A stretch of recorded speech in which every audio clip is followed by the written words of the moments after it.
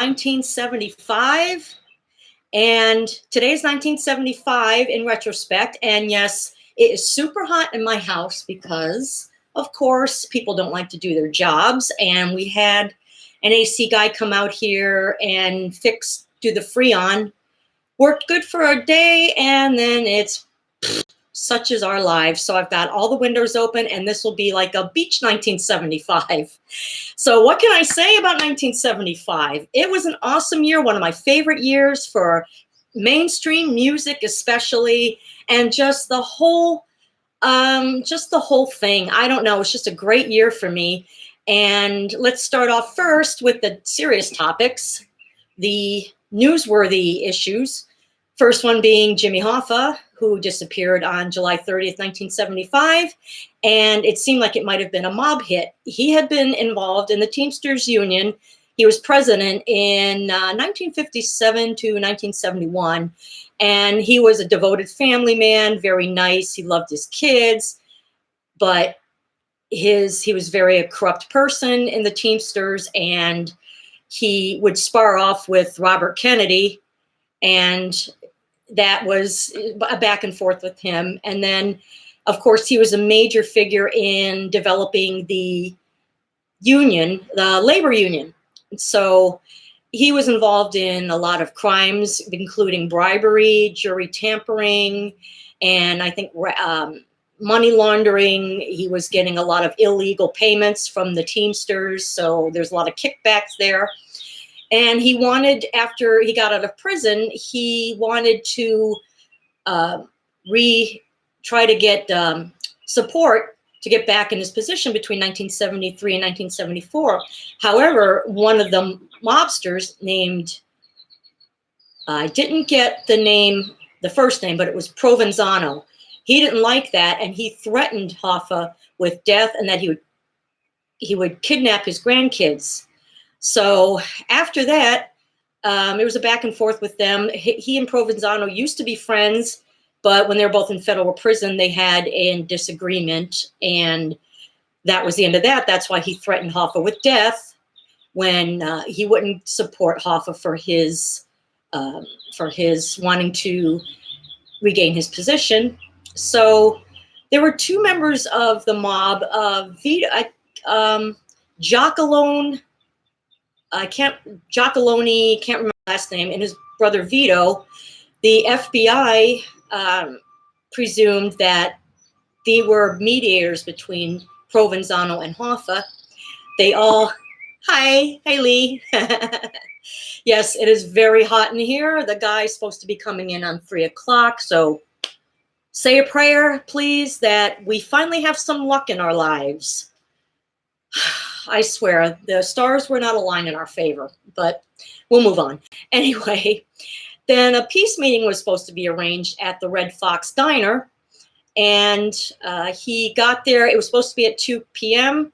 He arrived there, and between 2:15 and 2:45, he was pacing back and forth. He was very irritated, so he called his wife and told her that he thought he was being stood up, but he still said he was going to be home for dinner at 4 o'clock to grill some steaks.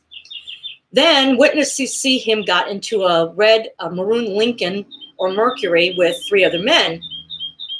And that was the last they saw him. I believe strongly, and someone that Hoffa knew that's probably still in prison, I think he is still in prison, figured it was a mob hit, which it had to have been. Many theories as to where he's buried now. Some say he was buried under Giant Stadium.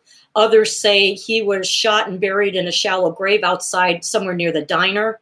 Or some of the members of the mob owned some crematoriums and what else? Incinerators and crematoriums. And it was rumored that his remains were they took care of him in that way, so to speak. And there were others that saying that he was stuffed in a janitor drum and more disgusting ways, and I'm not going to repeat them here, but somebody he knew that was in prison, for some reason, he states he knows who the killer was and he knows where Hoffa is buried. So I have no idea why anybody would come forth when all that's done and everything, the motions are going through, and these people in prison, it's like, I think they want their 15 minutes of fame. But that ends the Hoffa story. And another one was the murder of Martha Moxley.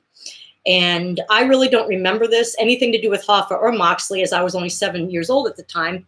But for those who don't know, Martha Moxley was brought up in a very privileged neighborhood called Bellhaven in Greenwich, Connecticut.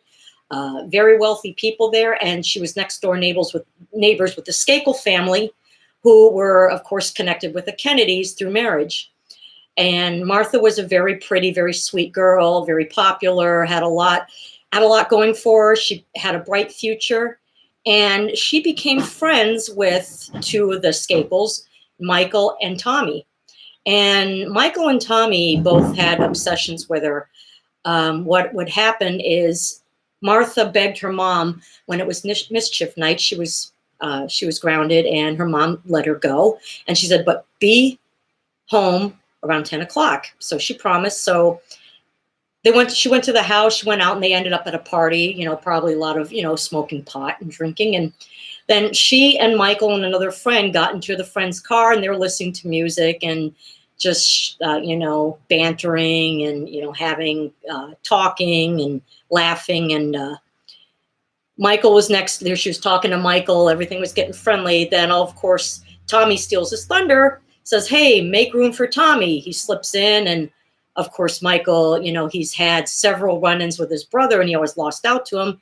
So Tommy started flirting with Martha, and then put his hand on her thigh a few times, and she pushed it off. But they got out of the car. Their friends came by and says, "Hey, we're going to a party. We want to watch Monty Python. You want to come along?" So Tommy and Martha was like, no, we don't want to go. They got out of the car, and the whole time Michael is just steaming. I mean, he is just watching them walk off, and Tommy had his arm around her, and they're joking back and forth. And after a while, in a rage, Michael took off out of the car, and it was rumored that she and Tommy had a sexual encounter, makeout session, and then they went back in the house, and Tommy said, "Why don't you stay a little longer?" She's like, "No, I got to get home." Michael walked in and started screaming at her and, getting pissed off. And she said, "You know what? Screw you, Mike. Screw you. I'm leaving." So she was headed home, and she heard footsteps, and she turned around. It was Michael. And she said, "Leave me alone, Michael." And then, he had the 6-iron in his hand that he got from the home before she took off. And he bludgeons her to death with it. Well, first he whacked her over the head, dragged her into the bushes, and the forensic, the lab, the autopsy showed she had not been sexually assaulted. However, her pants and her underwear were pulled down, and evidently she was still breathing. She was still alive. So he made sure she was dead by taking the broken handle and jamming it right into her neck. That poor girl, and how she died. And of course, shoddy police work. And of course, I think there was hush money because the Skakels had the cops on their payroll. Of course, when you're rich, you can pay people hush money. And it was obvious who did it. I mean, to this day, until Michael's conviction in 2002, I mean, it was obvious. Come on. And he was obsessed with the girl. Tommy stole his thunder. He got jealous, and so he killed her. But that concludes the Martha Moxley story. And poor girl. I mean, the family finally got closure in 2002 when he was convicted, and it was just very sad. And so that was in the news. And now move on to movies. First one was Jaws, which I never saw. I probably would have been too scared to, and I just never ever wasn't in me to ever. I just never been interested in watching it. Why, I don't know. I just don't find movies like that really scary. But it was a big movie, a lot of good reviews, and it was talked about. And as a matter of fact, on the radio, there was a song by an artist named Dickie Goodman. And Lee, I'm sure you remember Dickie Goodman. He did all those novelty songs. He would say like this, and "We're here at the beach where a giant shark has just eaten a girl swimmer. well, Mr. Jaws, how was it? And you're dynamite. And they'd have sound bites of different songs of the era. He'd ask questions and say things, and it would punctuate it with the sound bite. That song went to #4 on the Billboard chart. It was just awesome. And as far as mainstream music goes, oh my goodness. There was the beginning of disco. Disco broke really big.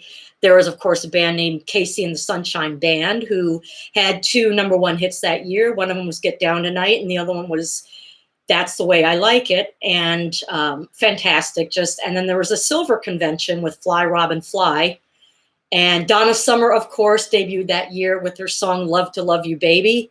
And as kids, me and my friends never knew what it was about. And we would make fun of it constantly. We would just laugh. And I remember listening to it, and I'm thinking, why is she screaming? Why does she keep saying she loves him and she's screaming? It was just embarrassing. Every time I heard that song, I'm like, oh no, God, there comes that song again. It was just very, very hard to listen to. And that one was her biggest hit. It almost hit #1 in 1976. But being that it was very risque back then, but tame to today's standards, that's maybe the reason why it didn't go to #1. But what the song that kept it out of going #1 was 50 Ways to Leave Your Lover by Paul Simon, which was another funny song. I love a lot of Paul Simon songs. And there were other songs that I loved. There was, let's see, what else? There was, oh my goodness. The Eagles, One of These Nights was a very passionate song. Of course, there's Captain and Tennille, Love Will Keep Us Together. We love that song. One time, my mom and I and my brother were coming back from somewhere. We were just pulling into the driveway, and we heard that come on. We're like, no, let's not go in the house. We got to hear this. So we stood there we were there for the whole time, and I actually sang that in karaoke back at when my aunt and uncle had a bar up in Warren, Michigan, back in 1994. I used to do karaoke all the time. And of course, I have to have a few drinks in me before I do it because I relax more. But everybody loved me, even though my voice sucked. I mean, I used to be in a band with my ex-husband, my daughter's dad, who unfortunately he passed away 10 years ago. And we were in this band and we sang. I couldn't stand it because even though I love Black Sabbath and Ozzy, that's all we did, because the bass player, who my ex-fiance said was the worst bass player in the world, couldn't play bass to any other ones like that I was suggested to. But I will go back to, I'm coming back to the subject at hand. Let's see, what was I going to say? I totally got off track, forgive me. But anyway, I was saying my voice sucks, and I was talking about Captain and Tennille. And let's see, God, it was just such a great year for mainstream music. Earth, Wind and Fire, Shining Star, and That's the Way of the World. God, what else? Oh geez, there's just so many. I can't even think of them right now. And when I go back and I look at my notes, I think, damn, that's what I should have mentioned. So if there's anything I missed, I will cover it again, maybe in another live video. And and there's one movie that my husband had me see, and it is hilarious. Nobody probably heard of it, but it was John Carpenter's first movie. It was called Dark Star, and it was filmed in 1970, but it wasn't released until 1974. Between 1974 and 1975, it was like a cult following. It never really got off the ground, but basically what it's about is hippies in space. They were there in space for, I think, 22 years, and they only aged like 4 years. And what they were there for was to blow up any inferior planets or stars. And the one guy says, "Oh, don't give me all that. I just want something to blow up." And there was a mascot they had on there. It was a big tomato-looking thing that was like a giant beach ball. And he gets into, and one of the men that was there was called Pinback. No one ever gave him, he was always ridiculed by the other astronauts, and he never got his say in. So they were telling him, "Oh, it's time to feed the mascot." He's like, "Oh, God." But they were saying to him, you were the one who wanted him. Oh, God. So he gets in the scuffle with the mascot. Mascot doesn't want to eat. So long story short, he gets caught in an elevator shaft, and he's hanging on it, and the the mascot wouldn't let him catch him. Finally, when he got out of the elevator shaft, he chases him down. Finally, he kills him, and then all of a sudden it goes. It was a beach ball, and he was telling the guys, and they were ignoring him. He goes, "Hey, the mascot was like all made of air." He's like, "Guys," they weren't listening to him. But long story short, the characters, one of them was named Doolittle, and he misses surfing out in California, and he does not look like the surfing kind. He has a beard and kind of like an afro, like peaky hair. And the one that looks like a surfer was this one called, what was his name? I don't remember. He had blonde hair and a porn mustache, and he kept trimming it. And he was the one that really looked like the surfer. So there was Pinback, the blonde guy's name, Doolittle, who wanted to surf, and there was Talby, who always stayed up in the top with the dome to look outside of space, and he fantasizes of being with the Phoenix asteroids. I think they're all on acid. As a matter of fact, the video, the DVD, it asked the question, it said, what actor in what scene is under the influence of LSD? And we tried watching it, we couldn't tell, and my husband and I both agreed with like all of them. But if you want me to guess which one was probably Talby or Pinback. I think they all were. But to make a long story short, they were controlled by this talking bomb, and the bomb was set to detonate. Like, oh, no, we can't have this. So they're talking back and forth to the bomb. The bomb was like, no, I cannot. I am programmed to detonate. I do what I am told. So one of them, Doolittle, takes his jetpack, and goes out and reasons with him, tries to say, oh, look, but, I'm programmed to listen. And finally, he got the bomb to stop. 1 second, it stopped, and they were relieved. Then they get back up, and then all of a sudden, the bomb says, well, he mouths a bunch of things, says, I need to detonate. Let there be light. All of a sudden, this light, and you see Doolittle and Talby get ejected from it. And they're like, ah. And of course, the other two died immediately. And Doolittle and Talby are talking back and forth. They're dead. And what happened with Talby, he gets taken away. And the Phoenix said, oh, I'm becoming one of them. And you hear him, he starts to drift off. And then Doolittle finds a piece of debris that's like a surfboard. He goes, hey, I found a way.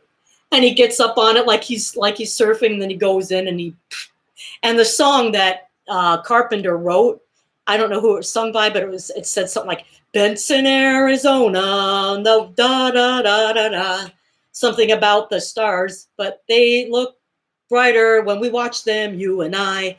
And Lee, if you've never seen this movie, you have to check it out. It's a B movie, and actually it's rated G because there was no cursing, but there was another PG rated one that re-released because Pinback says, hey, where the hell are you going? So they couldn't have the word hell in there. Of course, it's rated G. But Lee, you've got to check that out. It's called Dark Star. Check it out and tell me what you think. It is, yeah, Benson, Arizona. Have you seen that movie? Or you just know the song? That's awesome, though. And again, we cover the news and the movies, and moving forth, mainstream music. There's America's Sister Golden Hair. And all of those songs, remember me, I used to watch a show. It was on WGBH Boston. It was a public access channel. I first discovered it in 1975. Each season, it started in 1972, and each season would have a different set of kids. Or if the kids got older, they would bring in more kids to cover them, and they would have some of the same kids, and they would integrate. Well, I first discovered it in 1975, and I was little. I mean, I didn't know how far back Zoom really started, but there was reruns, and one of them was from 1974, and there was a kid named Danny Malloy. And let me tell you, I had the biggest crush on him. Oh my God. He had this like shady kind of like the sleepy look to him, these really nice lips, like nice red, and he had this nice shag kind of haircut, brown, and oh my God, I was in love with him, and I'm swooning every time I'd see him. That season of Kids Come On, I'd literally be like this in front of the TV. I mean, my 7-year-old heart was just like flutter, flutter, flutter, flutter. And it's funny. I think as kids, even though we don't know anything about sex or about attraction, sometimes I think deep down we know this and we feel this, because I used to sit there and they came out and they were doing rendition of Purple People Eater, and I'm looking at his legs and I'm going, wow. I just, a lot of those songs remind me of him, like everything, like Sister Golden Hair, of course, Eagles, One of These Nights, a lot of those. Oh, the Bee Gees, Jive Talkin', of course, that was when they made their comeback. They were always, there was always Beatle oriented, like in the late 60s, early 70s, and they came back with Jive Talkin'. And oh my God, a lot of these songs I never get sick of hearing on the radio. I mean, 1975 was just a year. I mean, funk music, like I said, Earth, Wind, and Fire had their first #1 hit, Shining Star. What else? Disco was a big part. And of course, back then I should have worn, damn it, I forgot. I have this wig, this Farrah Fawcett wig that I wore in, you know what? Stay there. Let me go get it. Pardon me. I'm going to go get it and I'm going to go put it on. So don't leave. Let me find it. Don't leave, everybody. I'm going to put it on. It might look a little ridiculous, but as I'm putting it on, I'm back here, if you can hear me. I'm putting it on, and like I said, the Farrah Fawcett do was popular, and man, I would love to have my hair done that way again, but my hair frizzes, and and if I cut it that short, it'll be too short, so okay, let's see. Hold on, I'm coming. Hold on, let me do this. I'm right back here. I cannot put these wigs on. Oh my goodness. I can't put this wig on to save my life. Oh, sorry, I can't really get it on. I don't know why. I suck at practically everything, including getting these wigs on. Oh my God. Lord help me, I need talents. Come on, God. Do me a favor. Anyway, as I'm talking, I'm trying to get this wig on. And like I said, the Farrah do. Oh, and mood rings. Mood rings were a thing too. And to me, I used to get mood rings when I was, not really growing up, but when I was in my 20s. And I don't think they ever worked. I mean, I'm like, that's not my thing. That's not my mood. And anyway, okay, I'm gonna brush it out.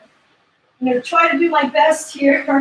It's gonna look silly, but anyway, I'm gonna be talking while I'm doing this. And oh my goodness, I just do this so well. Anyway, mainstream music, and was good, and there was Zoom, of course, and there's probably a lot of subjects that I haven't covered, but I gotta show you this wig. Okay, well, don't laugh. This is the best I can do. Oh, sorry about my lamp, but here, this is the best I can do. Oh my God, I did it when I had my, when I dressed up for Halloween. I had this perfect, it was like coming, it was coming out in a feather, and I haven't worn it in a long time, so so don't mind it. Oh God. Yeah, well, this was the Farrah do. I got this side done. And yeah, Lady Peeps, I told her I was going live, and I don't know, maybe she couldn't make it. It's late over there. Maybe she maybe she's drunk right now. But anyway, here, there, that's a little bit better. That's a little bit better. All right, well, I couldn't get the Farrah look down, but you get what I'm talking about. And anyway, there was that. And Pet Rocks. Lee, do you remember Pet Rocks? I mean, how stupid. Why would they make Pet Rocks? It's so funny. And you see them and they'd be on the ground and, oh, my pet rock. And now that leads me to, Saturday Night Live debuts. And that's when Saturday Night Live was funny. I mean, they had John Belushi, they had Dan Aykroyd, Garrett Morris, who is still alive and kicking, Gilda Radner, Lorraine Newman, Steve Martin. I couldn't stand Chevy Chase. I never liked him, don't like his personality. And John Belushi, couldn't stand him either. And I don't blame him. I love John Belushi. I mean, he was so funny. I mean, really good guy. He seemed like a really sweet guy, but unfortunately he got involved with drugs. And I saw a documentary on him where he took, I don't know how many speedballs with Kathy Smith at this club. He was there for, I think, 5 hours, one speedball after another. And Kathy, I think there were some theories about how he really died. She gave him the last speedball while he was sleeping, and then that's when it happened. So it was bad. I mean, it was a shock when we heard about it. March 5th, 1982. My birthday was 5 days. Was it a leap year that time? No, it wasn't.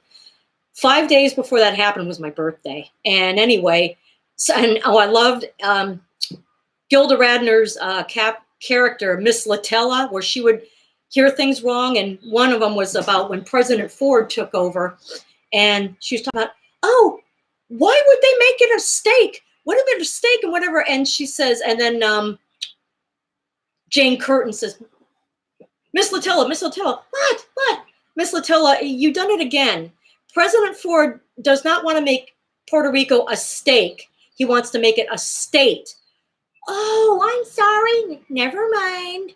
She says, Miss Latella, let's get something straight here. We've put up with your slight hearing impairment for a long time. In the beginning, it was cute. Now you're part of a news team. And if you don't get it together or something, she goes, we have to let you go. No job is permanent. She says, oh my goodness, I'm so sorry. I will try to do my best. I'll try to do better. And Jane Curtin says, please do. And she goes, bitch. Anyway, oh my God, this is hot. I got to take this off now. But anyway, you get the gist. I was trying to do the fair look and it failed. Every time, I'm trying to do a show and, showing everybody how hip I am, and it backfires. What else is new? I have no talent. But anyway, I'm trying. But anyway, that was Saturday Night Live that debuted, and the very first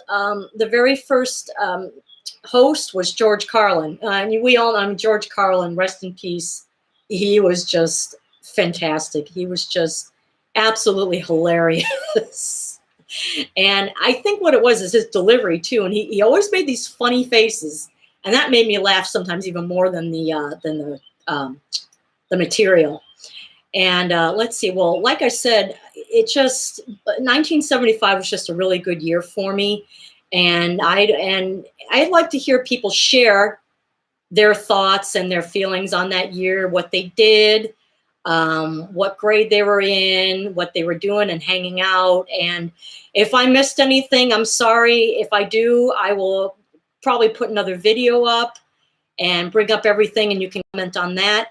But anyway, Lee, I thank you for coming, and I thanks for the thumbs up, and almost been a half hour, but this was very fun. I enjoyed it very much, and look out for next week when I do 1976, the bicentennial. That was another great year. Anyway, well, thanks for watching, and thanks for whoever likes my video when I post it up. I thank you very much. Please subscribe and hit the notification button and give a life. Hey, Dana, oh my goodness, you just missed it. Oh, I was doing 1975. Oh, Dana, you will catch it all when I post it up. And it is absolutely, like I said, hot in my house. So I have all the air, all the windows open. The guy's supposed to come here to fix it on 3 o'clock. Pray, pray, pray that we have good luck in our lives for once. Oh my God. Dana, why do some people just have the worst luck? Why are the stars not? I mean, Lee, this is Dana. She's her name. She's under Rawtastic Vegan Guidance. Dana Vegan Gal. She talks all about this